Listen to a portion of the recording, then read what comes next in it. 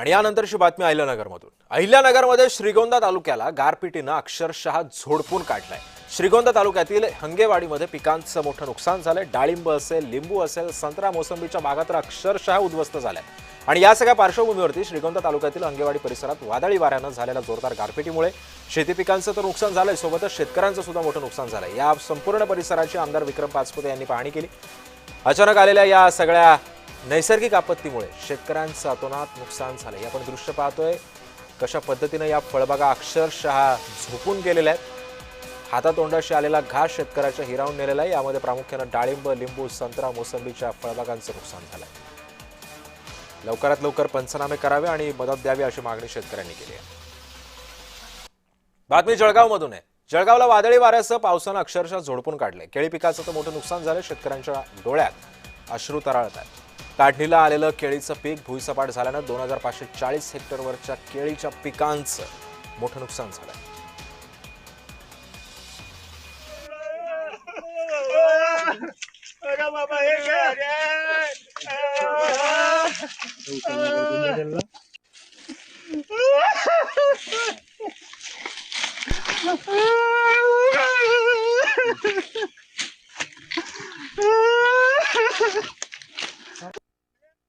साधारणतः 200 खोडं पडलेले असले तर उरलेले काही खोडं तिरपी होतात। तिरपी झाली, वाकली की ती पूर्ण खाली पडतात। तो एक प्रॉब्लेम आहे। दुसरं असतं की हवा घुसते पण ते पडतात। त्यामुळे 100 खोडं 200 असले तरी 1000 खोडांचं 100% नुकसान होतं। त्या प्रशासनाला सूचना दिलेल्या आहेत की 100% नुकसान तुम्ही करा। प्रत्येक शेतकऱ्याचं ज्याचं नुकसान झालं आहे तर 100% पंचनामे करा। पूर्णपणे 100% नुकसान तुम्ही हे करा, याची नोंद करा। आजच नाही, दरवर्षी याच जून महिन्यामध्ये हे आसमानी संकट या शेतकऱ्यांवरती येत असते आणि दरवर्षी शेतकरी कोलमडला जातो आहे, भरडला जातो आहे। याच्यामध्ये शासनाने कोणतीही आजपर्यंत भरीव मदत दिलेली नाही। तरी शासनाने कमीत कमी भरीव मदत जर मिळत नसेल, शासन द्यायला असमर्थ असेल तर आम्हाला गांजा लागवड करण्याची परवानगी द्यावी। त्यामुळे तरी आम्हाला काहीतरी रोजगार मिळेल किंवा पैसा त्याच्यातून उपलब्ध करता येईल, कारण शासनाने आमच्याकडे पूर्ण दुर्लक्ष केलेलं आहे। हजारो हेक्टरवरती नुकसान आहे, कोट्यवधीचं नुकसान आहे। आम्ही सकाळी मंत्री महोदय, आपत्ती व्यवस्थापन व जलसंपदा मंत्री गिरीश भाऊ महाजन यांच्याशी बोलणं झालं, केंद्रीय मंत्री रक्षाताई खडसे यांच्याशी बोलणं झालं व आपल्या रावेर विधानसभेचे आमदार अमोलदादा जावडे यांच्याशी बोलणं झालं। व त्यांनी सांगितलं, शासनाला तात्काळ सूचना दिल्या की शेतकऱ्याचे त्वरित पंचनामे करा व शेतकऱ्यांना भरीव अशी मदत केली जाईल, असे आश्वासन गिरीश भाऊ, रक्षाताई व अमोल भाऊंनी दिलेले आहे।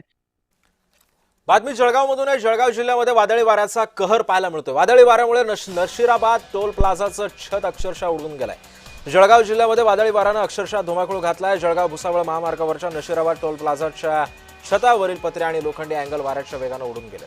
थेट जमिनीवरती हे अँगल कोसळल्यानं सुदैवानं कोणतीच दुर्घटना झालेली नाहीये, मात्र जीवितहानी सुद्धा झालेली नसल्याचं आपल्याला पाहायला मिळतंय। दृश्यांमध्ये बघतोय कशा पद्धतीनं या वाऱ्याचा वेग असू शकतो। अक्षरशः या टोल प्लाझाचं छतच उडून गेलेलं आहे।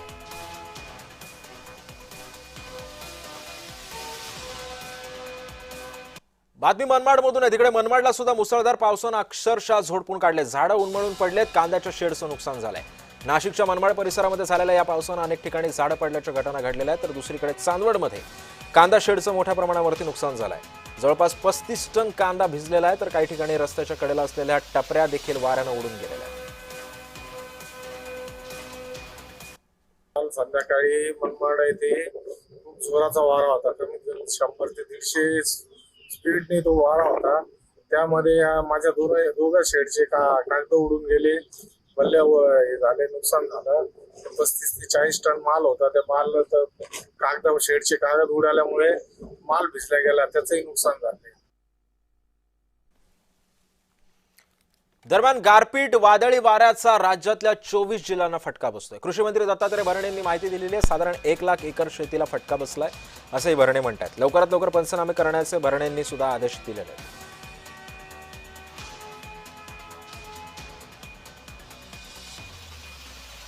गारपीट आणि वादळी वाऱ्याचा विचार करता या राज्यामध्ये साधारणतः 24 जिल्ह्याला ह्याचा फटका बसलेला आहे।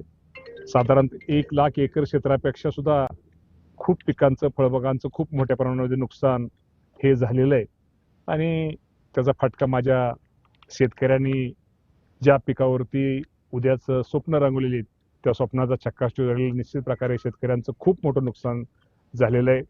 राज्याचे मुख्यमंत्री देवेंद्र फडणवीस साहेब, एकनाथ शिंदे साहेब, सुनेत्रा वहिनी पवार आणि आमच्या कृषी विभाग आणि महसूल विभागाने सर्व कलेक्टरांना सूचना दिलेल्या आहेत.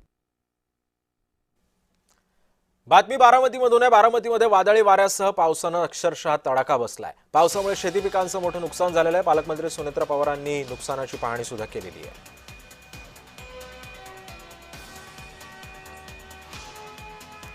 बारामतीमध्ये सुद्धा काल मुसळधार पावसानं अक्षरशः शेती पिकांचं मोठं नुकसान झालंय. केळीची बाग अक्षरशः जमीनदोस्त झालेली आहे आणि याच नुकसानाचा आढावा उपमुख्यमंत्री सुनेत्रा पवारांनी सुद्धा घेतलाय. बारामतीमधल्या अनेक रस्त्यांवरती सुद्धा तळ्यांचं स्वरूप आलेलं होतं. मात्र या अशा पद्धतीमध्ये सुद्धा बारामतीकरांच्या हितासाठी बारामतीकरांचं नुकसान कुठल्या प्रकारचं होऊ नये यासाठी सुनेत्रा पवारांनी हा पाहणी दौरा केलेला आहे. तर दुसरीकडे बारामतीतल्या नुकसानग्रस्त भागाची जय पवारांनी सुद्धा पाहणी केली. उन्मळून पडलेल्या झाडांचं पुनर्रोपण करण्याच्या सूचना सुद्धा जय पवारांनी दिल्या. बारामतीमध्ये वादळी वाऱ्यामुळे मोठ्या प्रमाणामध्ये शहरातील रस्त्याच्या कडेची झाडं उन्मळून पडली. या नुकसानग्रस्त भागाची पाहणी जय पवार यांनी केलेली आहे. उन्मळून पडलेल्या झाडांचं पुनर्रोपण करता येत असेल तर ते करा अशा सूचना सुद्धा संबंधित अधिकाऱ्यांना जय पवारांनी दिलेल्या आहेत.